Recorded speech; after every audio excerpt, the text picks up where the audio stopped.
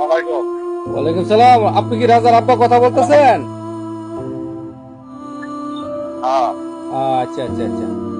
এখন আপনার ছেলে তো দুবাই গতকালকে মারা গেল, আপনি জানেন, অলরেডি খবর পাইছেন, আমরা বলছি, ঠিক আছে না?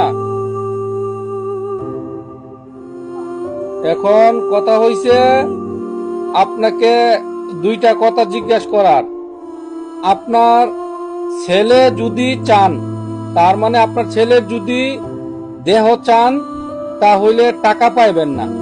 আর যদি বলেন যে আপনার ছেলের দরকার নাই, টাকার দরকার, তাহলে অনেক টাকা পাইবেন। তখন কথা বুঝছেন না? আবার কমু, আপনার ছেলের দেহ যদি চান, মানে আপনার ছেলের লাশ চাইলে লাশ পাইবেন, টাকা পাইবেন না। আর যদি টাকা চান, অনেক টাকা পাইবেন। আর আপনার ছেলে লাশ এই দেশও দাফন করে দিব। এখন আপনার কোনটা দরকার?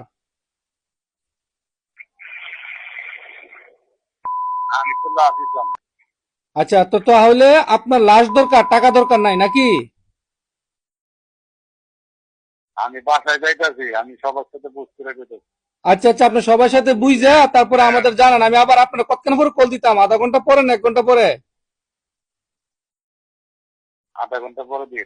ওকে ওকে ওকে ওকে ওকে ওকে। আপনি কি কাউকে আসতে কি? জি জি জি জি জি জি হ্যালো ভাই। জি জি জি জি জি। আচ্ছা ওকে ওকে ওকে। আচ্ছা আচ্ছা।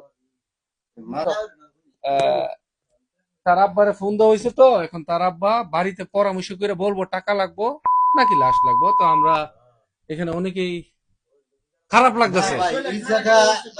বাপ যে বাপ মেন গার্জিয়ান, সে বাড়ি কার কাছে পরামর্শ করবে? যাই হোক, তার তো কোয়া উচিত যে আমি টাকা পয়সা চাই না, আমার সন্তান চাই, আমার ছেলের দরকার আমার।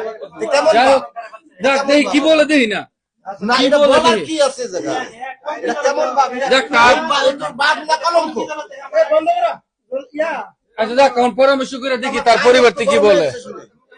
খারাপ লাগে ভাই, খারাপ লাগে।